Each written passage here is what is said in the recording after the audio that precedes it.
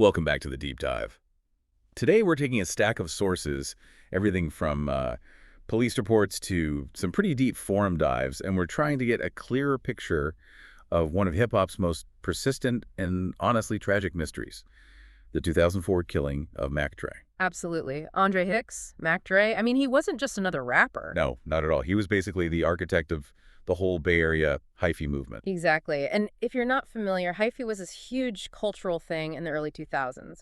It moved away from that G-funk sound towards something faster, bass-heavy. Yeah. It was all about energy, dancing, kind of irreverent fun. His influence was just foundational for that whole scene. And that's really why his death hit so hard. He was shot and killed, drive-by style, in Kansas City, Missouri, Right. which was strange, right? So far from his home base in Vallejo. Right, and the case is still officially unsolved almost 2 decades later. So naturally, that vacuum, it just filled up with rumors, speculation, some really complex theories. Yeah, it did. Okay, so let's unpack this. Our mission today is really to dig into the sources for the two main and totally separate conspiracy theories that just won't go away. Mm-hmm. One theory is kind of rooted in this bizarre national media coincidence, and the other one, well, that's tied more to specific Bay Area street politics. We need to figure out where the actual verifiable facts end and, the persistent fan lore begins. It's fascinating, isn't it? Mac Dre's status, his importance, combined with the weirdness of the location, Kansas City, so far from his usual spots, it just created the perfect storm for these kinds of theories to take root. Yeah. So what we're really doing is looking at these narrative threads, these stories people tell, that connect some really high-profile figures to this tragedy that ultimately has no closure. Okay, let's jump right into the first one then. This is probably the most widely known theory, mostly because it starts with this absolutely stunning coincidence involving the rapper Ludacris. Yeah, the calendar is, well, it's where you have to start. It's pretty hard to ignore. Okay, fact one. Mac Dre was killed after a show in Kansas City. The date was November 1st, 2004. Right. November 1st. And fact two, Ludacris' big single from his album The Red Light District, the song Get Back, well, release histories list its official drop date as the very same day, November 1st, 2004. Wow. I mean, seeing that date, the murder, and the single release on the exact same day, Right. That's tough to just brush off as coincidence, even if you know how the industry works. It really grabs your attention, doesn't it? Yeah. But, I mean, this is where you have to engage the critical thinking, sort of push past the gut reaction. Right. If you look at how plausible it is, major record releases, especially lead singles from huge artists like Ludacris back then, they're planned out meticulously, weeks, often months in advance. So the timing itself, while super coincidental, it doesn't really mean anything causally. Exactly. It makes any kind of, intentional coordination seem highly, highly improbable. But the rumor really took off because of the music video that went with the song. The core idea, the one that spread like wildfire online on forums and blogs, was that Ludacris and Mac Dre actually has some kind of hostile run-in backstage, maybe in a bathroom right before the shooting. Ah, that's the story. And that the music video for Get Back, directed by Spike Jonze, was deliberately parodying that real confrontation. And that's the visual hook, right? The video does have this very stylized, almost cartoonish bathroom scene, a confrontation at the urinals. And a lot of fans immediately saw that and thought, that's a diss that's aimed at Mac Dre. But why a bathroom scene? Why did that specifically fuel the fire in, a hip-hop context? Well, because coded disses, subtle visual jabs. That's just part of the culture, Fans are almost trained to look for those little Easter eggs, those hidden messages. Okay. So if you're watching this big budget video and you already know about the crazy date coincidence, your brain is kind of primed to see that scene as proof of real beef. So let's look closer at the video itself then. Fans might see a targeted shot, but what does the creative team, the context, tell us about what they were likely trying to do? Right. If you pull back and look at who made it, the argument against it being a specific Mac Dre diss gets, pretty strong. How so? The director is Spike Jonze. I mean, he's famous for this kind of thing, inventive, surreal, very tongue-in-cheek satire, visual gags. That bathroom scene fits perfectly within his style. It feels like broad comedy, an absurd, exaggerated situation. Okay, that makes sense. And the guy Ludacris actually confronts in the scene. if the rumor was true, you'd expect maybe, like, an unknown actor hired to kind of resemble Mac Dre. That's a really key point. It's not some random actor. The cameo is Fatlip, from The Far Side. Oh, yeah, yeah, from Far Side. Okay. He's a known figure in West Coast hip-hop, especially that alternative scene. Now, sure, some fans tried to stretch it, saying maybe he was like a symbol for the Bay Area or something. Right, trying to make it fit. Exactly, but the fact that it's a specific, recognizable artist like Fatlip, it feels much more like a deliberate casting choice for general satire, not some kind of sneaky, coded attack aimed specifically at Mac Dre. Okay, so let's nail down the counter-evidence. What are the hard facts arguing against this whole Ludacris connection? Well, the biggest thing is the source.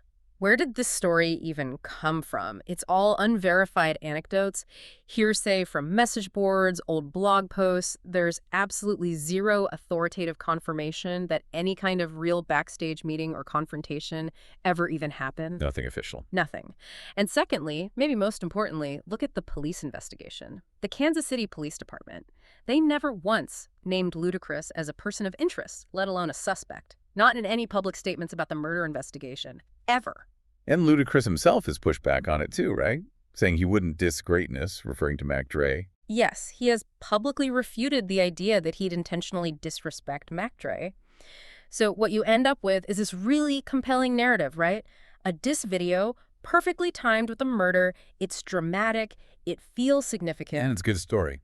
But it lacks any actual verifiable proof. So the most likely explanation is just an incredibly powerful, really unfortunate coincidence with the dates. Pretty much. That coincidence, paired with a stylized music video gag that was probably just meant to be funny or absurd. Yeah. And then the internet rumor mill just ran with it, especially in that emotional void left because the case was never solved. The tragedy itself is what gives the rumor oxygen. Okay, that really seems to cover the Ludacris angle. It's the fascinating case study in how, like, creative ambiguity and a shocking date can just create a motive out of thin air. Absolute. So now, let's pivot completely. We're moving away from that national media coincidence and into the second, totally separate theory. This one's rooted in Bay Area street politics, specifically involving E-40. Right. This one feels a bit more grounded, maybe, because it does connect back to some verifiable, albeit complicated local history. E-40, another absolute giant from Vallejo, like Mac Dre.